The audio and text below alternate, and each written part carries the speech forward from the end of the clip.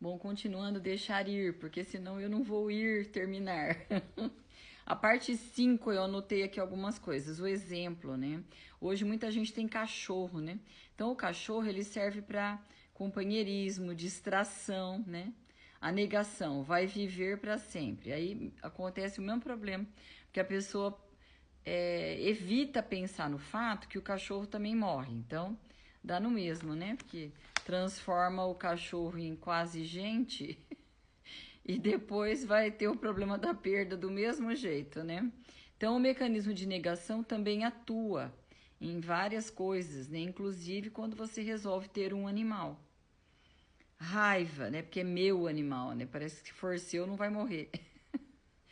Raiva é projetada nos indivíduos, na sociedade, em Deus.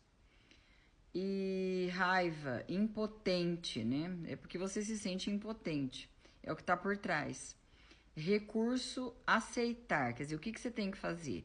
Que todos os relacionamentos são transitórios. Aceitar isso. Todos são transitórios, tá? E a nossa mania é o mecanismo de negação. A gente evita pensar que os relacionamentos e tudo é transitório, tá? A longo prazo, nós vamos ter que desistir do nosso corpo físico também. Isso é forte, né? Mas é o que vai acontecer. Ilusão ameaçada. O que acontece quando uma ilusão é ameaçada? Seria da imortalidade, né? Você fica ressentido, você fica com autopiedade, né? Com dó de você mesmo. E fica com uma amargura crônica, né? Vira um amargurado crônico. Tentativas de manipulação para compensar esse medo dessa perda. O que você tem que fazer? Você tem que ser mais gentil, mais trabalhador, mais leal, mais promessas a Deus, mais convênios a Deus. Convênio, conveniado a Deus. Tem barganha que eu não sei se é o mesmo, né? Aí então você tenta, né, ser mais gentil, mais trabalhador, mais leal, mais tudo, achando, né? Tudo isso é inconsciente, tá, gente? Achando que então, né, você vai se tornar um ser imortal. Viu que não consegue, aí vê que não consegue, tem o quê? A depressão.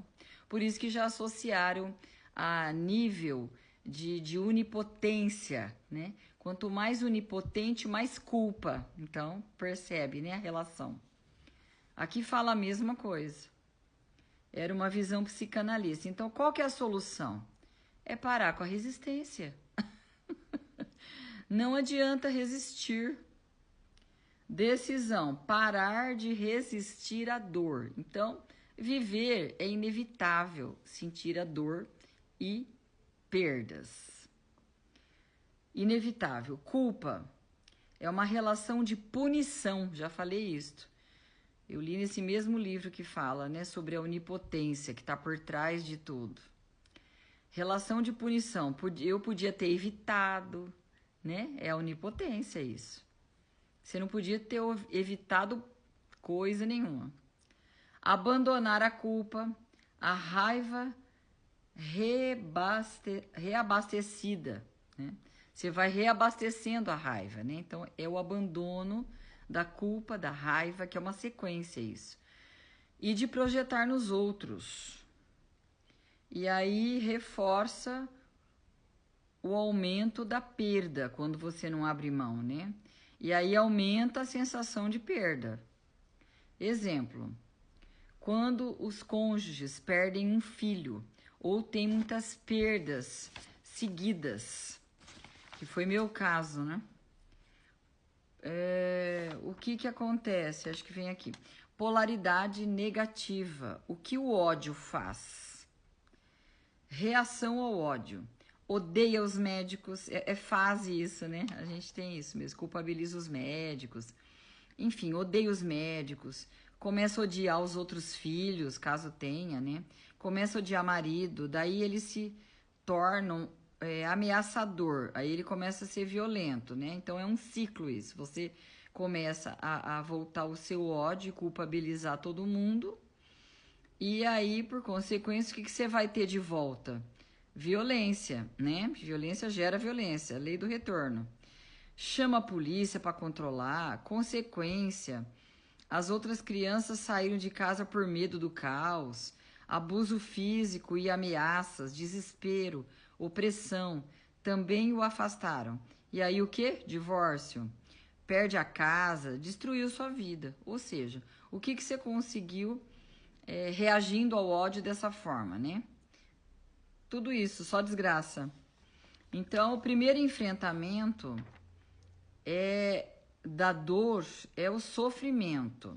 Depois vem o alívio, depois vem a aceitação, que é diferente de resignação, porque quando se fica resignado, se ainda tá com aquela raivinha, sabe? Aquele ódiozinho.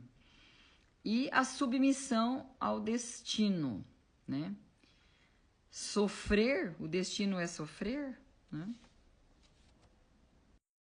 Então eu ressaltei aqui nas minhas anotações que resignação é diferente de aceitação, porque enquanto você está resignado, você ainda tá meio, né, com aquela raivinha.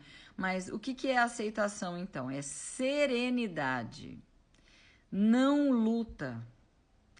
São coisas saudáveis da personalidade. Aí lembrou da oração que eu chamei de Gestalt, ele usou outro nome, mas que eu conheci na Gestalt. É a negação da perda, corpo e mente, psicossomática, culpa por ter morrido, né? Porque você é onipotente, né? Então você acha que você podia ter feito alguma coisa. Sofrimento, raiva de Deus, da pessoa que morreu, inclusive, né? Que eu li isso num livro de psicanálise. A oração da Gestalt é assim: dai-me serenidade para aceitar o que eu posso mudar, né? Aliás, aceitar o que eu não posso mudar é uma coisa mais ou menos assim, é só procurar na internet que vai achar. Enfim, isso que é aceitação, tá? Oração da Gestalt, né? E calma para aceitar aquilo que eu não posso mudar, que é a característica do onipotente. Por isso que fala que quanto mais onipotente, mais culpa e mais depressão, né? Porque, na verdade, é um controlador, né? O onipotente, né? Quanto mais controlador, mais onipotente, porque ele acha que ele pode resolver as coisas, entendeu? Que ele não pode. Exemplo, dificuldades respiratórias. Não reação pela morte, quer dizer, isso é negação, né? Não chora, não sofre. Ah, coitado, ele já estava muito doente. É mentira. O baque de uma morte é terrível pra gente, né? Então, essa coisa de ficar tentando minimizar o sofrimento, né, pela partida de alguém querido é complicado. Relação de dependência, né, com aquela pessoa, geralmente você tinha, né?